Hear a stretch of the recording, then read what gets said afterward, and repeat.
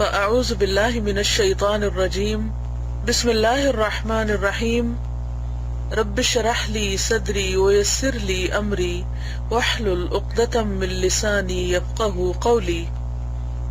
فصل اول ہے محاسبہ اور مراقبہ۔ اللہ تعالیٰ نے فرمایا یوم تجد کل نفس ما عملت من خیر محضرا وما عملت من سوء تود لو ان بینہا و بینہ امدا بعیدا۔ آل عمران آیت 30۔ اللہ تعالیٰ نے فرمایا جس دن ہر انسان اپنی کمائی ہوئی نیکی کو حاضر پائے گا اور جو اس نے برا کیا ہوگا وہ بھی سامنے پائے گا، چاہے گا کہ کاش اس کے اور اس کی برائی کے درمیان بہت دور کا فاصلہ ہوتا، یعنی بہت زیادہ فاصلہ ہوتا۔ یعنی انسان آج دنیا میں جو کچھ بھی کر رہا ہے، اچھا کر رہا ہے یا برا، وہ سب ریکارڈ ہو رہا ہے، محفوظ ہو رہا ہے، اور قیامت کے دن وہ اس کے سامنے لا کر رکھ دیا جائے گا۔ اس وقت انسان جب اپنے برے کاموں کو دیکھے گا تو چاہے گا کہ اے کاش یہ برائیاں اس سے بہت دور کر دی جائے، اتنی دور کہ اسے نظر نہ آئے، امدم بعیدا۔ پھر اس کے بعد آخر میں فرمایا وَيُحَذِّرُكُمُ اللَّهُ نَفْسَهُ، اور اللہ تمہیں اپنے آپ سے ڈراتا ہے، اپنی ذات سے ڈراتا ہے۔ اگرچہ اللہ تعالیٰ الرحمن اور الرحیم ہے، لیکن اس کے باوجود وہ اپنے بندوں کو ڈرنے کے لیے کہتا ہے کہ تم اللہ کی پکڑ سے ڈرو، بچو۔ پھر فرمایا وَنَدْعُ الْمَوَازِينَ الْقِسْطَ لِيَوْمِ الْقِيَامَةِ فَلَا تُظْلَمُ نَفْسٌ شَيْئًا وَإِنْ كَانَ مِثْقَالَ حَبَّةٍ مِّنْ خَرْدَلٍ أَتَيْنَا بِهَا وَكَفَى بِنَا حَاسِبِينَ۔ وَنَدْعُ الْمَوَازِينَ الْقِسْطَ لِيَوْمِ الْقِيَامَةِ، اور قیامت کے دن ہم انصاف کے ترازو رکھیں گے، یعنی پورے عدل و انصاف کے ساتھ انسانوں کے اعمال کو تولا جائے گا۔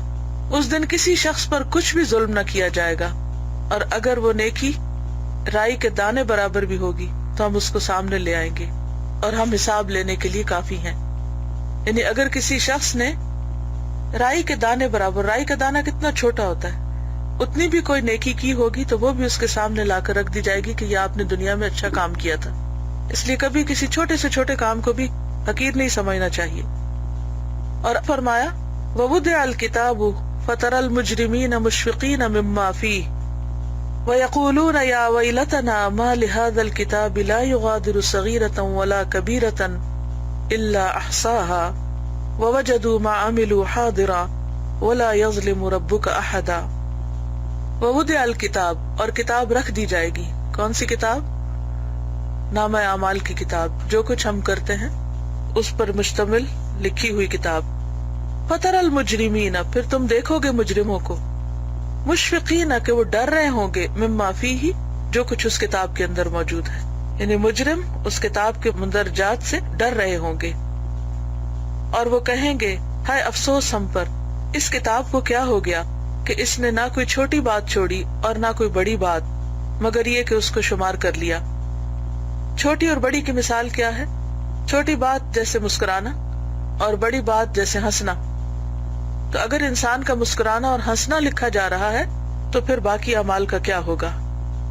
وَوَجَدُوا مَا عَمِلُوا حَاضِرًا، اور انسان جو بھی عمل کرے گا اپنے سامنے حاضر پائے گا، سب کیا دھرا سامنے آ جائے گا، کچھ بھی چھپا نہ رہ جائے گا۔ آج دنیا میں انسان چھپ چھپ کر بھی جو کام کرتا ہے وہ بھی سب کے سامنے آ جائیں گے۔ وَلَا يَظْلِمُ رَبُّكَ أَحَدًا، اور تیرا رب کسی ایک پر بھی ظلم نہ کرے گا، ہر ایک کو کیا ملے گا؟ وہی جو وہ دنیا میں کما کے لایا۔ فرمایا يَوْمَئِذٍ يَصْدَرُ النَّاسُ أَشْتَاتًا لِيُرَوْا أَعْمَالَهُمْ، اس دن آدمی مختلف حالتوں میں نکلیں گے تاکہ اپنے اعمال کو دیکھیں۔ فَمَن يَعْمَلْ مِثْقَالَ ذَرَّةٍ خَيْرًا يَرَهُ، جس نے ایک ذرے کے برابر بھی نیکی کی ہوگی وہ اس کو دیکھ لے گا۔ ذرہ کیا ہوتا ہے؟ ڈسٹ کا ایک پارٹیکل۔ آپ نے دیکھا ہوگا کبھی جب گرد و غبار اڑ رہا ہوتا ہے تو اس میں ایک ذرے کی ویلیو کیا ہوتی ہے؟ کچھ بھی نہیں۔ آپ اپنے سامنے اگر زمین سے مٹی کی ایک چھوٹی سی پنچ لیں اور اس میں ایک ذرے کو الگ کر کے دیکھیں تو اس کا کیا وزن ہوگا؟ کچھ بھی تو نہیں۔ ہمارے دنیا کے ترازو تو ذرے کے وزن کو نہیں تول سکتے، نہ اس کے سائز کو ہم اپنی آنکھوں سے دیکھ سکتے ہیں صحیح طور پر۔ لیکن قیامت کے دن اتنی چھوٹی نیکی اور اتنی چھوٹی بدی بھی انسان کے سامنے آ جائے گی۔ وَمَن يَعْمَلْ مِثْقَالَ ذَرَّةٍ شَرًّا يَرَهُ، اور جو کوئی برائی کا ذرہ کرے گا تو وہ بھی اس کو دیکھ لے گا۔ یہ آیات اور ان کے مشابہ آیات یعنی ملتی جلتی آیات آخرت کے حساب کے خطرناک ہونے کا اظہار کرتی ہیں، یعنی آخرت میں حساب بہت سخت ہوگا۔ ارباب بصیرت کی تحقیق یہ ہے، یعنی سوچ سمجھ رکھنے والے افراد۔ ارباب رب کی جمع ہے، اور رب کا معنی کیا ہوتا ہے؟ خالق، مالک، مدبر۔ تو یہاں مالک کے معنوں میں جو بصیرت کے مالک ہیں، جن کو اللہ نے سوچ سمجھ دی ہے کہ ایسے خطرات سے نجات صرف اس صورت میں ممکن ہے کہ آدمی اپنے نفس کا محاسبہ کرتا رہے، یعنی آخرت میں جن برائیوں کو دیکھ کر انسان پریشان ہوگا اور اس پریشانی کا جو سدباب ہے اس کو اسی صورت میں کیا جا سکتا ہے کہ انسان دنیا میں اپنا حساب خود کرے اور صحیح طور پر مراقبہ رکھے، یعنی نگرانی کرے اپنی۔ جس نے دنیا میں اپنے نفس کا محاسبہ کیا، آخرت میں اس کا حساب آسان ہو جائے گا اور انجام بخیر ہوگا۔ لیکن جس نے محاسبہ چھوڑ دیا، یعنی اپنا خود حساب نہ کیا کہ اس نے اپنا وقت کس طرح استعمال کیا، یا اس نے پیسے کو کس طرح استعمال کیا، یا اس نے اپنی جوانی کو کن کاموں میں لگایا، اگر دنیا میں انسان نے اپنا خیال خود نہ رکھا تو وہ پچھتائے گا، یعنی کل قیامت کے دن۔ اور چونکہ معلوم ہو چکا ہے کہ نجات کی صورت صرف اطاعت خداوندی میں ہے، یعنی وہی کامیاب ہے جس نے اللہ کی بات مانی، اور اللہ تعالیٰ نے صبر اور مرابطہ کا حکم دیا ہے۔ مرابطہ کا لفظ جو ہے یہ ربط سے ہے، رابطہ، ربطہ مطلب ہوتا باندھنا۔ اللہ تعالیٰ نے فرمایا یا ایھا الذین آمنوا اصبروا وصابروا ورابطوا، اے ایمان والو صبر کرو اور صبر کی تلقین کرو، یعنی ایک دوسرے کو بھی صبر کی تلقین کرو اور مرابطہ کرو، ایک دوسرے سے جڑے رہو، یا یہ کہ دین کے کاموں سے اپنے آپ کو باندھ کر رکھو۔ مرابط کے 6 مقام ہیں، یعنی اپنے آپ کو ڈسپلن میں کرنے کے 6 درجے ہیں۔ مشارطہ شرط سے ہے، یعنی اپنے ساتھ کچھ کنڈیشنز رکھنا، اپنے اوپر خود کچھ پابندیاں عائد کرنا، مثلا یہ کہ میں فلاں کام 1 مہینے تک نہیں کروں گی۔ مراقبہ، مراقبہ کا معنی ہوتا ہے واچ کرنا۔ محاسبہ، محاسبہ کا لفظ تو حساب کرنے سے ہے۔ معاقبہ، معاقبہ عقاب سے بھی ہے اور عقب سے بھی۔ مجاہدہ جدوجہد سے۔ معاتبہ عتاب سے، یعنی سزا کے معنوں میں۔ اور ان سب کا اصل محاسبہ ہے، یعنی اصل چیز محاسبہ ہے، اپنا حساب رکھنا۔ لیکن ہر ایک حساب مشارطہ اور مراقبہ کے بعد ہوتا ہے۔ یعنی حساب کیسے کر سکتا ہے انسان؟ جب انسان اپنے ساتھ کچھ شرطیں عائد کرے اپنے اوپر اور اپنی نگرانی کرے، اور اگر خسارہ ہو یعنی نقصان ہو تو اس کے بعد معاتبہ اور معاقبہ ہوتا ہے، یعنی سزا ہوتی ہے، اور اس مقام کی شرح لازم ہے، یعنی یہ بات مزید ایکسپلین کی جائے گی کہ مشارطہ کیا ہے۔ معلوم ہونا چاہیے کہ جیسے تاجر تجارت میں فائدہ حاصل کرنے کے لیے کسی ساتھی سے مدد لیتا ہے، یعنی آپ کو بزنس کرتے ہیں اور اس میں آپ کچھ بینیفٹ لینا چاہتے ہیں تو پھر آپ کیا کرتے ہیں؟ کسی کو اپنا پارٹنر بناتے ہیں، کسی سے ہیلپ لیتے ہیں۔ اور جب آپ کسی کو اپنے بزنس میں شریک کرتے ہیں تو اس سے شرطیں طے کرتا ہے، یعنی ڈیل کرتے ہیں جب، تو کیا کرتے ہیں؟ جب بھی کوئی ڈیل بناتے ہیں تو کیا کرتے ہیں؟ اس میں کچھ شرطیں رکھی جاتی ہیں، اور حساب لیتا ہے، یعنی اگر آپ کسی کو پیسے دیتے ہیں کہ جاؤ یہ پیسے لے کر تم بزنس کرو، تو پھر آپ واپس اس سے پوچھتے ہوئے، یعنی اکاؤنٹیبلٹی ہوتی ہے۔ اسی طرح اعمال میں عقل نفس کو شریک کار بناتی ہے، یعنی جب آپ کام کرنے لگتے ہیں عقل سے کام لیتے ہیں اور ساتھ نفس بھی شریک ہو جاتا ہے، اس پر فرائض عائد کرتی ہے، یعنی انسان اپنا جو نفس ہے اس کو ڈسپلن کرنے کے لیے کچھ خاص قسم کی اس پر پابندیاں عائد کرتا ہے، یعنی انسان کی عقل، اور شرائط لگاتی ہے، پھر اسے کامیابی کا راستہ دکھاتی ہے کہ اگر تم نے یہ اور یہ کام کر لیا تو پھر تم کامیاب ہوگے۔ نیز اس کی نگرانی سے غافل نہیں ہوتی، یعنی عقل جو ہے وہ مسلسل نگہبان رہتی ہے، کس چیز کی؟ نفس کے اوپر عائد کردہ پابندیوں کی۔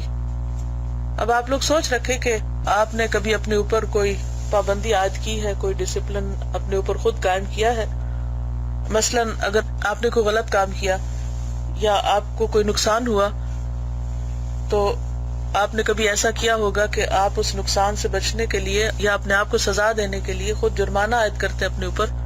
مثلا آپ کہتے ہیں کہ میں 1 مہینے تک چاکلیٹ نہیں کھاؤں گی، تو یہ کیا ہے؟ دراصل اپنے اوپر ایک شرط عائد کرنا، یا اپنے آپ کو سزا دینا، یا اپنے آپ کو ڈسپلن کرنا اور پھر یہ کہ انسان اپنی نگرانی بھی کرتا ہے کہ اچھا میں نے یہ شرط تو عائد کی ہے، لیکن یہ کہ اب اس کے اوپر عمل کیسے ہوگا. ان چیزوں سے فارغ ہونے کے بعد ضروری ہے کہ نفس کا محاسبہ اور شرائط کو پورا کرنے کا مطالبہ کیا جائے.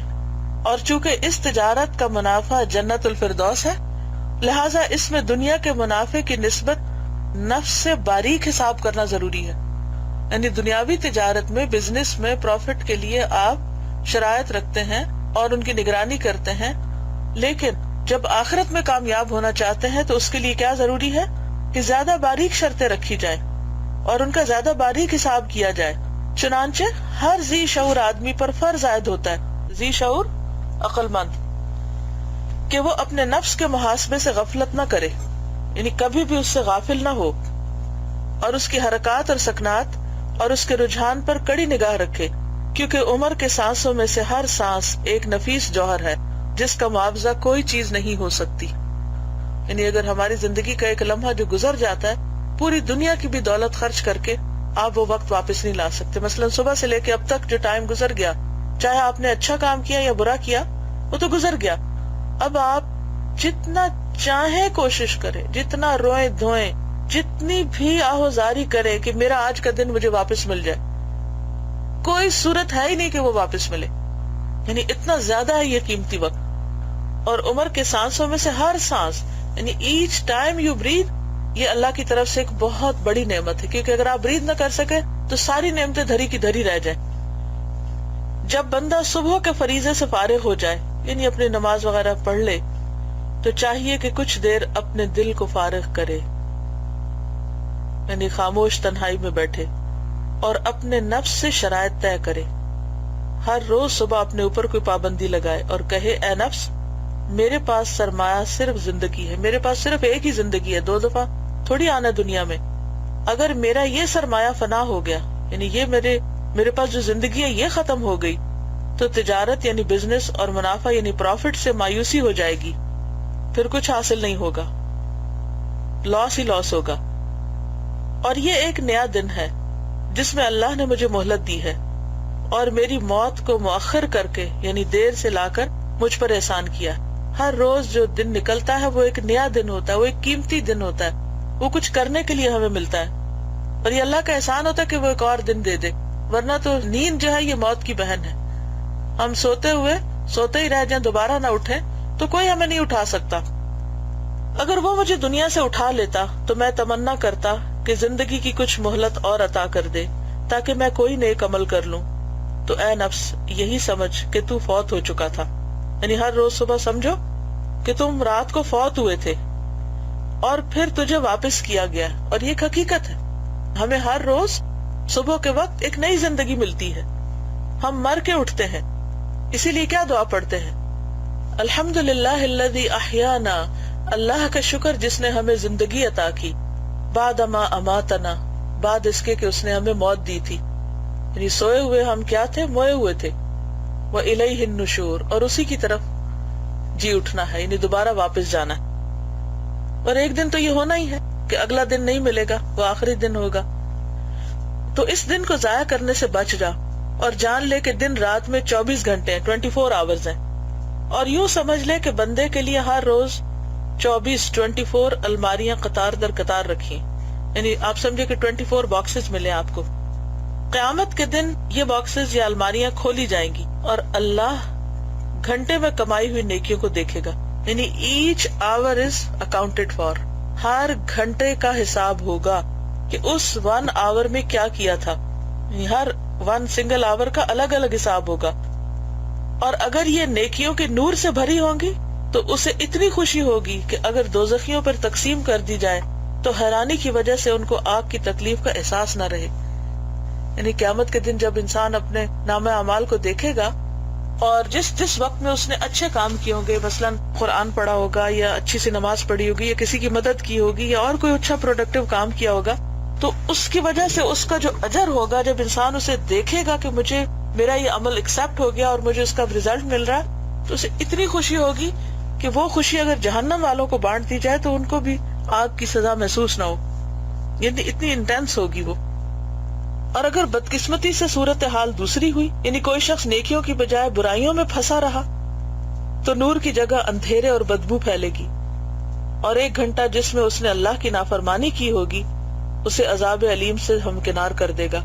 اسے اتنی گھبراہٹ اور ذلت محسوس ہوگی کہ اگر وہ تمام جنتیوں پر تقسیم کر دی جائے تو ان کی نعمتیں مقدر ہو جائیں، یعنی انہیں کچھ کھانے کو دل نہ چاہے، انہیں کچھ دیکھنے کا ان کا دل نہ چاہے، کیونکہ جہنم کا عذاب اتنی سخت چیز ہے کہ انسان صرف اس کو دیکھ کر ہی بے ہوش ہو جائے، کہاں یہ کہ انسان اس کے اندر جا پڑے۔ بے عمل لوگوں کے لیے ایک اور خزانہ کھولا جائے گا جو خالی ہوگا، یعنی آپ سمجھے کہ ہر روز آپ کو 24 باکسز ملے، کچھ لوگوں نے اسے اچھی چیزوں سے بھر لیے اور کچھ لوگوں نے اس کے اندر گند بھر لیا، اور کچھ لوگوں نے کچھ بھی نہیں کیا تو ان کے ڈبے خالی رہ گئے، نہ اس میں کوئی خوشی کی بات ہوگی نہ غمی کی۔ اور وہ گھنٹہ ہوگا جس میں یہ لوگ سوئے رہے تھے، یعنی سوئے ہوئے ہم کچھ بھی نہیں کرتے، اب ڈیپینڈ کرتا ہے آپ کتنے گھنٹے سوتے ہیں۔ 6 گھنٹے سوتے ہیں تو 6 ڈبے خالی ہیں، 8 گھنٹے سوتے ہیں تو 8 خالی ہیں، 10 گھنٹے سوتے ہیں تو 10 ڈبے خالی ہیں۔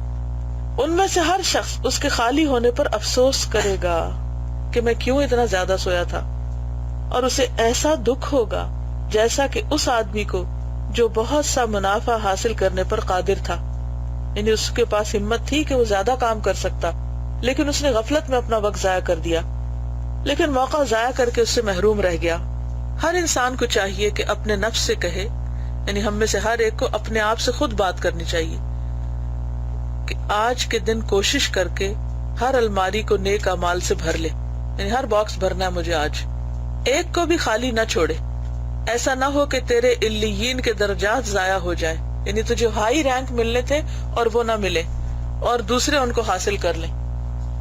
بعض نے کہا فرض کرو گناہگار کو اگر معافی مل بھی جائے، فرض کرو سپوز کہ اگر غلط کام کرنے والے کو معافی مل بھی جائے تو کیا اس سے محسنین کا ثواب فوت نہیں ہو گیا؟ وہ جو اس نے ہائر رینک لینے تھے وہ ضائع نہیں ہو گئے، وہ تو اس کو نہیں ملے۔ اس نقصان سے بچنے کے لیے ضروری ہے کہ انسان اپنے 7 اعضاء یعنی 7 آرگنز، آنکھ، کان، زبان، پیٹ، شرمگاہ، ہاتھ اور پاؤں کو پاک رکھے۔ 7 آرگنز کون کون سے؟ آنکھ، یعنی امیجن کرے، کان، زبان، پیٹ، شرمگاہ، ہاتھ اور پاؤں کو پاک رکھے، اور ان کو نفس کے سپرد کر دے کہ یہ اعمال کی تجارت میں اس کے خادم اور رعایا ہیں، یعنی لائک ہیلپرز ہیں، یہ انہی سے اس کے اعمال پورے ہوتے ہیں، یعنی ہم جتنے بھی عمل کرتے ہیں تو انہی کے ذریعے ہوتے ہیں۔ یاد رہے انسان کے ان اعضاء کی تعداد کے مطابق جہنم کے بھی 7 دروازے ہیں، جہنم کے بھی 7 دروازے ہیں۔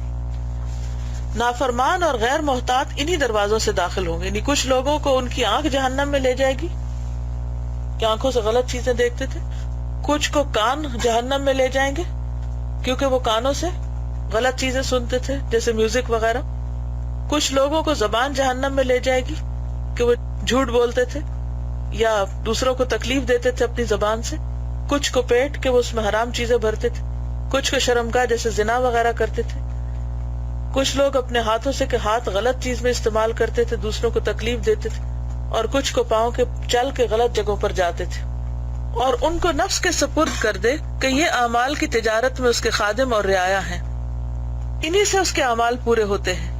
یاد رہے انسان کے ان اعضاء کی تعداد کے مطابق جہنم کے بھی 7 دروازے ہیں، نافرمان اور غیر محتاط انہی دروازوں سے داخل ہوں گے۔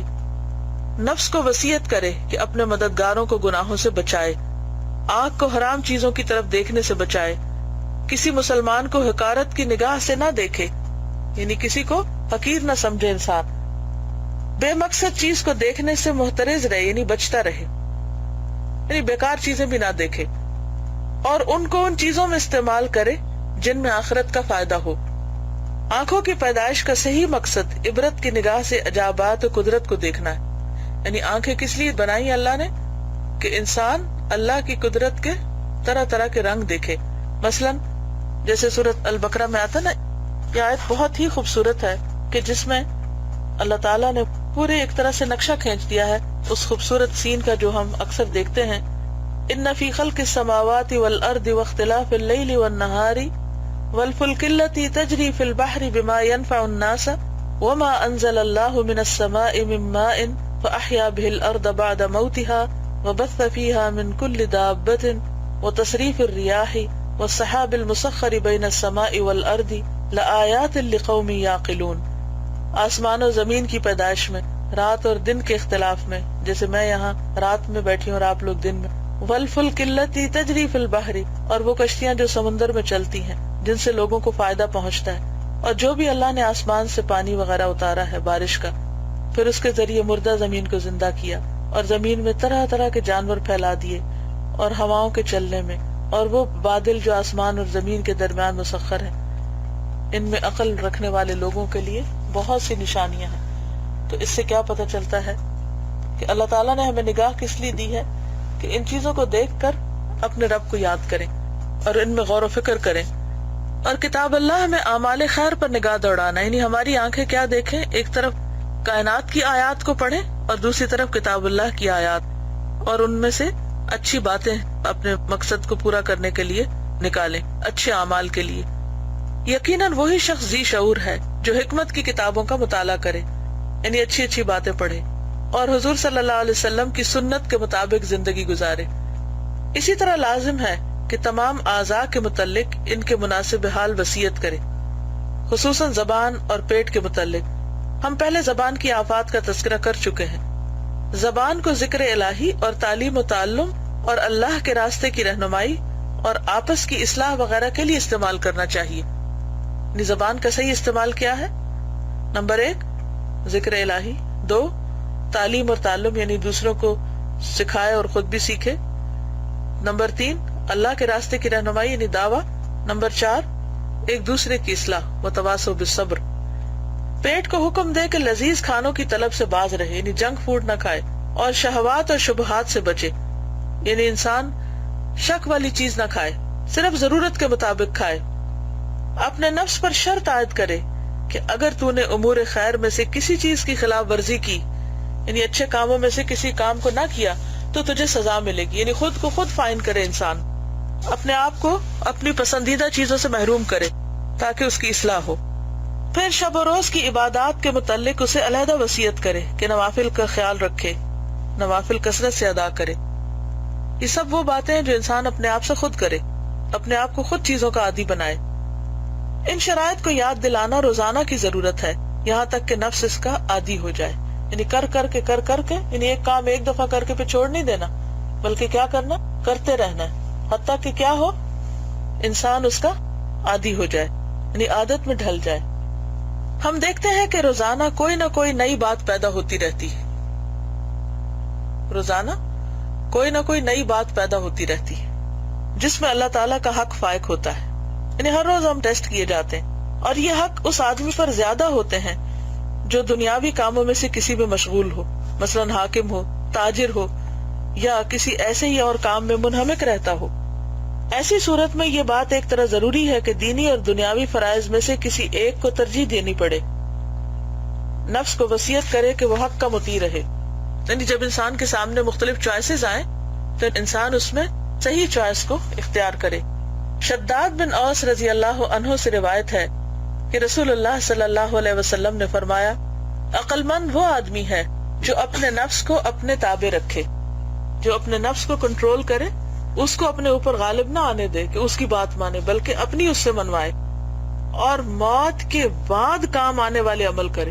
ایک وہ کام ہوتے ہیں جو آج دنیا میں فائدہ دیں گے، اور ایک وہ ہوں گے جو مرنے کے بعد کام آئیں گے.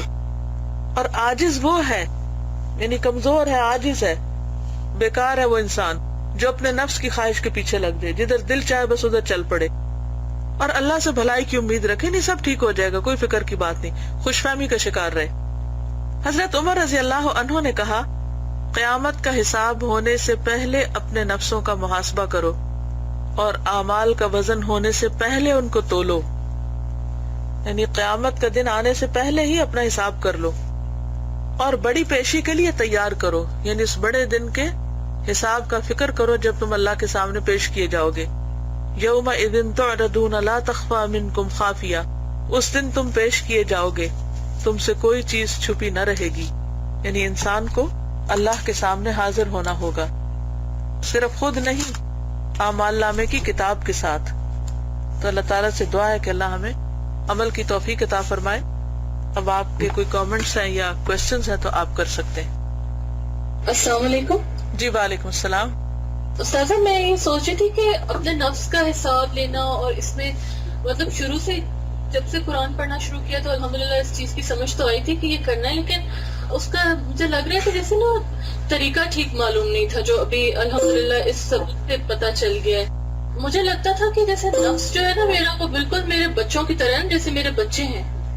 تو ہم لوگوں کی مطلب غلطی یہ ہے کہ ان کو ہر وقت غلط تو کہتے رہتے ہیں کہ یہ کام تم نے ٹھیک نہیں کیا. اپنے آپ کو بھی اسی طرح، اپنے نفس کو بھی کہتا رہا اور اپنے بچوں کو بھی یہی کہتا رہا، یہ کام بھی تم نے ٹھیک نہیں کیا، یہ بھی تم نے نہیں کیا. مطلب اس کو سارے وقت یعنی فالٹس جو ہیں وہ تو پن پوائنٹ کرتے رہتے ہیں، لیکن اس کو پھر اس کے ساتھ مناسب طریقے سے جو شرائط عائد کرنے کی بات ہے نا، کہ شرطیں لگائیں خود سے اور بچوں سے بھی کہ یہ کام تم نے اتنی دیر میں یہ کرنا ہے، اگر تم کرو گے تو تمہیں یہ فائدہ ہے اس کا، اس طرح سے. اور پھر اس کی نگرانی کرنا، اور پھر اس کو اس کی پسندیدہ چیز سے محروم کرنا پنشمنٹ کے طور پہ. اور مجھے لگ رہا ہے کہ پنشمنٹ بھی پہلے سے طے کر لے.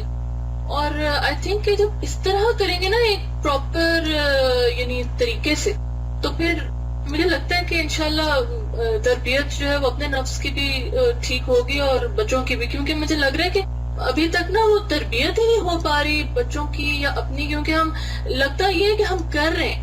مطلب یہ بھی ایک دھوکہ ہے نا کہ بس کوستے رہے، کہتے رہے یہ غلط ہے وہ غلط ہے، اور لگتا ہے کہ ہم اپنا محاسبہ کر رہے ہیں. لیکن محاسبے میں یہ جو شرائط اور یہ جو سزا اور خود کو پسندیدہ چیز سے محروم کرنا ہے، بہت ہی افیکٹو میجرز ہیں. الحمدللہ بہت ہی مجھے آج کے سبق سے فائدہ ہوا. تو انشاءاللہ اللہ کرے کہ اس پہ عمل کر کے مزید کچھ فائدہ ہو انشاءاللہ تعالیٰ. کیونکہ اس میں جو اہم بات ہے نا کہ صرف باتیں کرتے رہنا اور کوستے رہنا کہ یہ غلط کر رہے ہیں ہم، وہ غلط کر رہے ہیں، یہ ٹھیک نہیں وہ ٹھیک نہیں، اس سے تو مسئلہ حل نہیں ہوتا جب تک کہ انسان وہ شرائط جو اپنے اوپر عائد کرتا ہے ان کو پھر پورا نہ کر لے. جی استاد جزاک اللہ خیر. وہی آپ. جی اور السلام علیکم. وعلیکم السلام. تھوڑی سی کنفیوژن تھی، میں نے یہ پوچھنا تھا جس طرح انہوں نے بات کی نا کہ ہمارے جتنے گھنٹے ایک دن میں جس طرح 14 الماریاں ملتی ہیں، اس کو ہم چاہے اچھی چیزوں سے بھر لیں یا خالی رہنے دیں یا بری چیزوں سے. تو میں یہ سوچ رہی تھی کہ جب ہم استغفار کر لیتے ہیں اور جو پچھلے ہماری الماریاں جس میں ہم نے کچھ بری چیزیں بھر دی ہیں یا خالی ہے، تو استغفار کے بعد وہ خالی ہو جائیں گے یا اس کو دوبارہ اچھی چیزوں سے بھرنے کے لیے وہ تو سورۃ الفرقان میں آتا ہے نا کہ اللہ تعالیٰ ان کو برائیوں کو بھلائیوں سے بدل دے گا. اس کے لیے مطلب ہم صدقہ کریں یا جیسے استغفار کافی ہو؟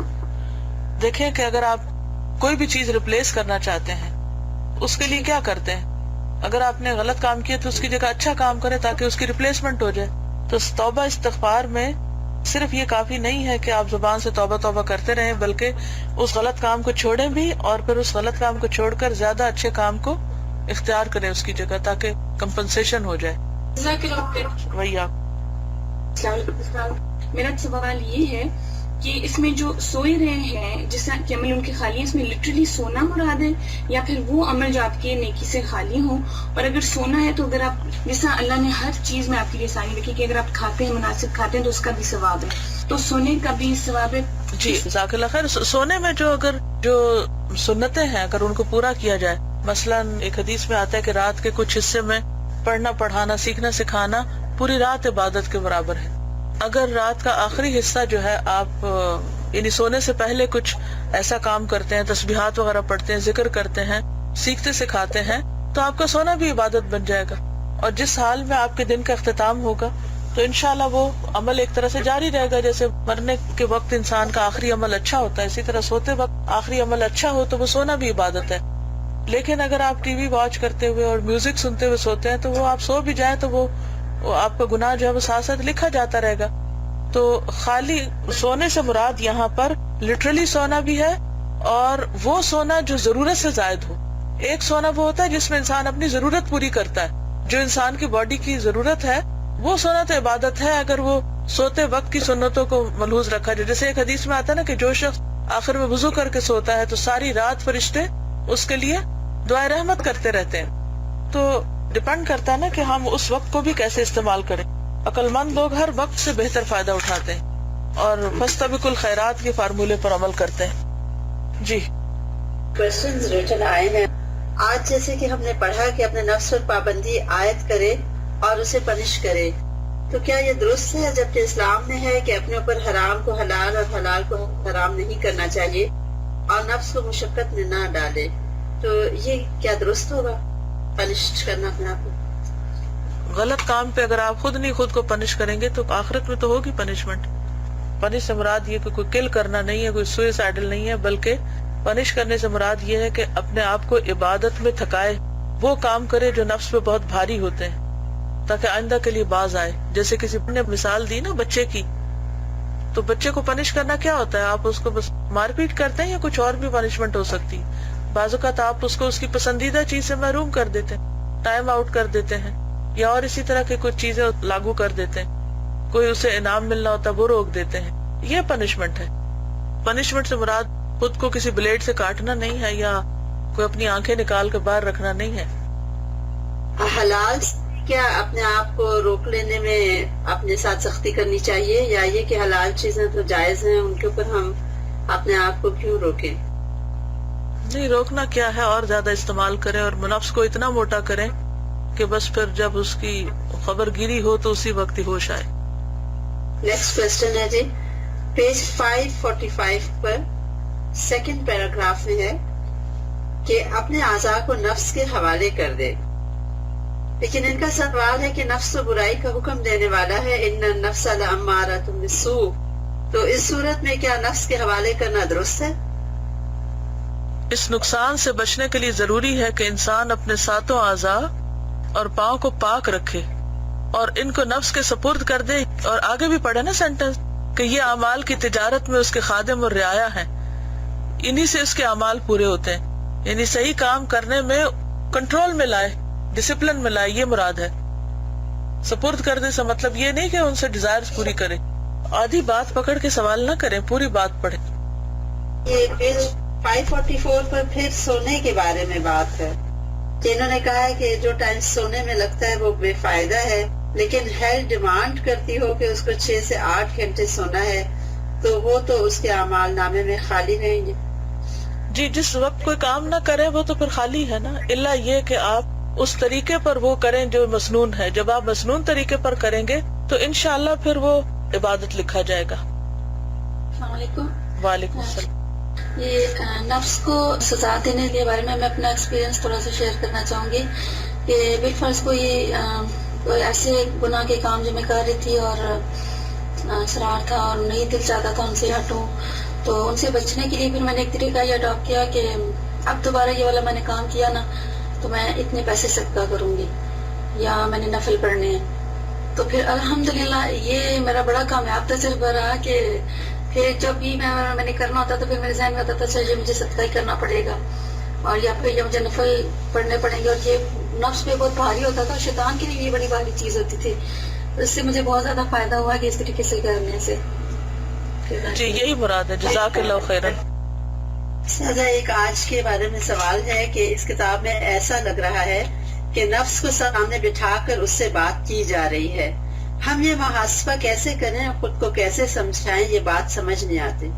प्रैक्टिकल टिप चाहिए. जी, इन्होंने खुद ही दी. अगर आपने गौर से सबक सुना हो तो इसके अंदर ही प्रैक्टिकल टिप थी कि सुबह अपनी जरूरियात से फारिग होकर, यानी सुबह आप जब सोकर उठें और अपना नमाज वगैरह पढ़ लें, कुरान पढ़ लें, तो बंद करके थोड़ी देर खामोश बैठ जाएं, अपने आप से बात करें, अपने दिन का प्लान बनाएं. आज मैंने क्या करना है, अपने वक्त को किस तरह ज्यादा बेहतर तौर पर इस्तेमाल करना है. क्योंकि जो शख्स प्लान नहीं करता दिन का और बस हैपहैज़र्डली कोई भी काम शुरू कर देता है, उसका कुछ भी काम ठीक नहीं होता. अगर आप लोग सुबह के वक्त सोचें थोड़ी देर गौर से बैठकर, क्योंकि अब देखें कि हमारी जिंदगियों में इतनी ज्यादा डिस्ट्रक्शंस हैं. कुछ लोग म्यूजिक के साथ सवेरे उठते हैं, कुछ लोग और चीजें कुछ ऐसी लगाए रखते हैं कि जिनकी वजह से कुछ घरों में बच्चों का शोर हंगामा होता है या किसी जगह पर कुछ और किचन के बर्तनों का हंगामा होता है. यानी हम में से हर शख्स को सोचना ये चाहिए कि वो अपनी सुबह का आगाज कैसे करता है. क्योंकि अगर आगाज ही ठीक नहीं, आगाज में आपने बेकार काम शुरू कर दिए, तो कभी हो ही नहीं सकता कि दिन भर आप वाकई कोई संजीदा और मुफीद काम करें. कि जिस काम की इब्तिदा दुरुस्त ना हो उसकी इंतहा कैसे अच्छी हो सकती. अगर आप کسی غلط راستے پہ پڑ گئے ہیں تو آپ منزل پہ کیسے پہنچ سکتے ہیں؟ یہ ہو ہی نہیں سکتا. تو اس لیے بے حد ضروری ہے کہ آپ کیا کریں، صبح کے وقت میں ادھر ادھر کی باتیں نہ کریں، غیر ضروری کام نہ کریں، اور کچھ دیر ضرور خاموشی سے اپنے آپ سے کچھ عہد کریں، کچھ فیصلے کریں.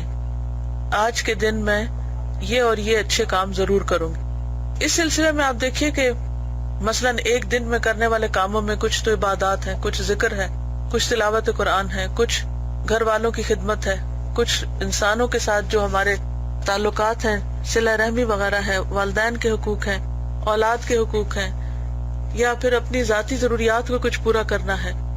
ان تمام چیزوں کے لیے اپنے اوقات کی تقسیم کریں. اگر آپ کو اس بات کی سمجھ نہیں آ رہی تو اس میں میرا ایک لیکچر ہے لمحوں کی حفاظت، اس کو آپ سنیں تو اس میں آپ کو کئی چیزوں کے ٹپس ملیں گے. لیکن یہ بات میں ایک سے زائد بار، متعدد بار یہ کہہ چکی ہوں اپنے اسٹوڈنٹ سے کہ صبح کے وقت کو غنیمت جانیں اور صبح کے وقت میں یکسو ہوں. جو لوگ صبح کے وقت یکسوئی اختیار نہیں کرتے وہ کبھی بھی کوئی تعمیری کام نہیں کر سکتے. یہ بجائے کہ دنیا کی باتیں کرنے کے اور ادھر ادھر کی غیر سنجیدہ کام کرنے کے، بہت ضروری ہے کہ آپ یکسوئی کے ساتھ اپنا حساب کریں اور اپنے لیے کچھ ٹارگٹس مقرر کریں.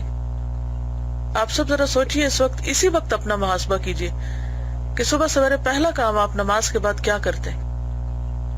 یہ محاسبے کا وقت ہے. پوچھئے اپنے آپ سے کیا کرتے ہیں آپ نماز پڑھتے ہی فوراً پہلا کام کیا کرتے ہیں آپ؟ کیا کچھ وقت آپ غور و فکر کرتے ہیں، کچھ پلاننگ کرتے ہیں، کچھ سوچتے ہیں کہ آج آپ نے کیا کیا کرنا ہے؟ قرآن پاک میں سورۃ البقرہ کے جو دوسرا سپارہ شروع ہوتا ہے اس میں ایک آیت ہے بڑی اہم، وَلِكُلِّ وِجْهَةٌ هُوَ مُوَلِّيهَا فَاسْتَبِقُوا الْخَيْرَاتِ. ترجمہ آتا ہے نا سب کو؟ وَلِكُلِّ وِجْهَةٌ هُوَ مُوَلِّيهَا. ہر ایک کے لیے کوئی نہ کوئی سمت ہے جس کی طرف وہ پھر جاتا ہے. ہر ایک کا کوئی نہ کوئی قبلہ، ہر ایک کی کوئی نہ کوئی پسندیدہ چیز ہے جسے وہ ہر چیز پر زیادہ ترجیح دیتا ہے، اور وہ آنکھ کھلتے ہی سب سے پہلے اس چیز کی طرف لپکتا ہے. اور بعض اوقات ہم نماز وغیرہ اور ذکر یہ تو ذرا خانہ پوری کر رہے ہوتے ہیں، دل نہیں لگا ہوا ہوتا ان میں. فجر کے وقت بھی کوئی خشوع نہیں ہوتا، سر پہ اور دماغ میں وہی چیزیں سوار ہوتی ہیں جو ہمارا انٹرسٹ ہوتا ہے، اور اس میں بھی نفس انسان کو بہت دھوکہ دیتا ہے. یہ اسٹوڈنٹ کی طرف سے ہے، کہہ رہی ہیں میں دین کا اتنا بڑا کام کرنا چاہتی ہوں، اتنا بڑا کہ وہ کسی نے بھی نہ کیا ہو، لیکن مجھے ڈر ہے کہ پتہ نہیں زندگی کب تک ساتھ دے نہ دے، تو میں کیا کروں؟ میں دعا بھی کرتی ہوں کہ اے اللہ مجھ سے اپنے دین کا سب سے بڑا کام لے لے. اس کے باوجود میں دوسرے فالتو کام بھی نہیں چھوڑتی. سارا دن دوستوں سے باتیں، فون کرتی ہوں، میسیجز کرتی ہوں، لیکن اس میں بھی ان کی اصلاح کرتی رہتی ہوں. یہ بھی نفس کا دھوکہ ہے. پہلے اپنی تو کر لیں. ہمیں دوسروں کی اصلاح کی بہت فکر ہے لیکن اپنی کوئی ہوش نہیں کہ ہمارے اخلاق کیسے ہیں اور ہم کہاں کھڑے ہیں.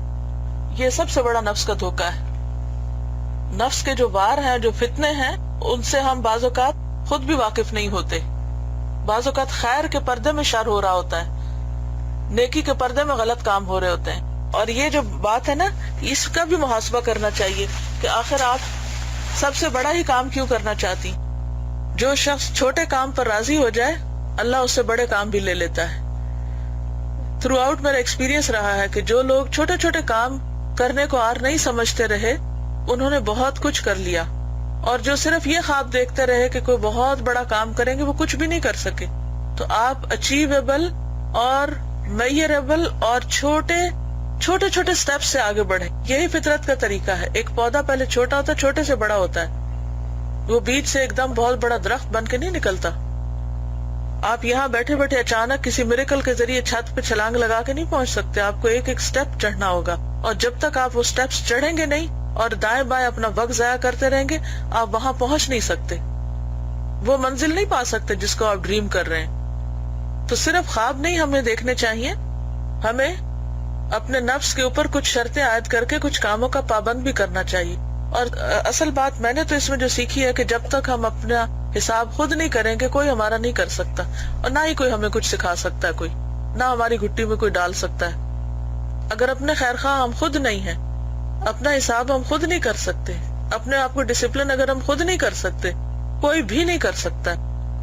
تو ہم میں سے ہر ایک کو اپنی فکر کرنی چاہیے. قرآن کیا کہتا ہے؟ وَلْتَنْظُرْ نَفْسٌ مَا قَدَّمَتْ لِغَدٍ. یہ تھوڑی کہتا ہے کہ ہر شخص دیکھے کہ دوسروں نے اپنے لیے آگے کیا بھیجا ہے. السلام علیکم ورحمۃ اللہ وبرکاتہ. وعلیکم السلام ورحمۃ اللہ وبرکاتہ. تازہ میرا ایک کوشچن تھا کہ ہم اپنی پنشمنٹ تو ہم سیٹ کر لیں اور اگر ہم اس کو فالو بھی کر رہے ہیں تو اس میں اعتدال کس طرح مینٹین کیا جائے. کہ میں اس چیز کو پہلے بھی میں نے جب یہ بک پڑھی تھی اسٹارٹ میں تو اسلام آباد ہاسٹل میں یہ بہت زیادہ پریکٹس کی تھی لیکن میں وہاں پہ بہت زیادہ بیمار بھی ہو گئی تھی اس وجہ سے اور مطلب سمجھ میں نہیں آتا کہ اس چیز کو اعتدال میں کس طریقے سے رکھا جائے. اسی لیے استاد کی ضرورت ہوتی ہے. اگر آپ میڈیسن کی کتاب پڑھ کے خود ہی علاج شروع کر دیں تو بات نہیں بنے گی. تو کیا آپ شفا یاب ہو جائیں گے؟ اسی طرح کوئی کتاب خود سے پڑھ کے اور خود ہی پریکٹس شروع کر دیں تو اس سے بات نہیں بنتی. اللہ تعالیٰ نے نقصان سے بچنے کے لیے وتواصوا بالحق وتواصوا بالصبر رکھا ہے. اور یہ جو شرائط ہے اس میں بھی کسی استاد کو، کسی بڑے کو، کسی مینٹر کو کنسلٹ کرنا چاہیے کہ مجھے کتنی ڈوز چاہیے اور کہ کس حد تک آگے جانا چاہیے. جب ہم اپنے آپ کو عقل کل سمجھ لیتے ہیں اور اپنے آپ کو ہی سب کچھ سمجھ لیتے ہیں کہ ہم خود سے خود ہی سب کر سکتے ہیں تو وہیں سے غلطی شروع ہوتی ہے. اللہ تعالیٰ نے صرف کتاب نہیں اتاری، معلم ساتھ بھیجا ہے. جزاک اللہ خیر. وإياكم. السلام علیکم استاذہ. وعلیکم السلام. ہم نے 28 پارے پڑھ لی ہیں لیکن ابھی تک ہم نفس کے غلام ہیں تو اس کے لیے ہم کیا کریں؟ وہ تو آپ 10 دفعہ بھی قرآن پڑھ لیں گے تو نفس کی غلامی سے نہیں نکل سکتے.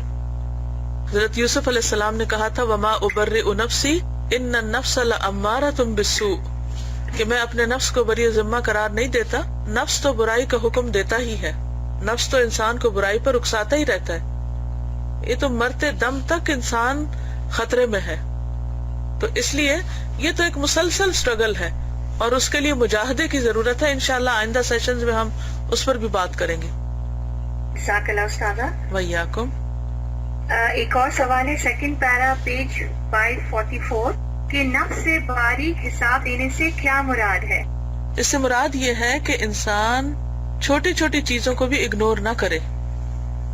ٹھیک ہے، یعنی ایک ہوتا نا کہ بڑے بڑے برائیوں کی لسٹ ہوتی ہے، نام ہوتے ہیں، اور ایک ہوتا ہے کہ ان برائیوں کے اندر دیکھیے کچھ لوگ جیسے صفائی کرتے ہیں نا، ہوبر کرتے ہیں کسی کمرے میں، سب جھاڑو دیتے ہیں تو وہ کیا کرتے ہیں درمیان سے کر لیتے ہیں، کونے خدرے اگنور کر دیتے ہیں. لیکن کچھ لوگ کیسے صفائی کرتے ہیں، ہے نا فرق؟ جی بالکل صحیح بات ہے. اور یہ کہ آسان طریقے سے کام کرنا ہے، ہر چیز کو آسان درجے سے. بالکل. اسی طرح کچھ لوگ برتن دھوئیں گے تو اوپر سے، لیکن وہ باریک چیزیں جو اس کے کارنر ادھر ادھر میل پھنسی ہوئی ہوگی وہ نہیں نکالیں گے تو وہ باریک چیزیں نہیں دیکھ سکتے. باریک چیزیں صرف اس وقت نظر آتی ہیں جب انسان کے اندر صدق ہوتا ہے، سچائی ہوتی ہے، اپنے ساتھ انسان سچا ہوتا ہے، اپنا خیر خواہ ہوتا ہے، اپنے ساتھ مخلص ہوتا ہے. جزاک اللہ استاذہ. وإياكم.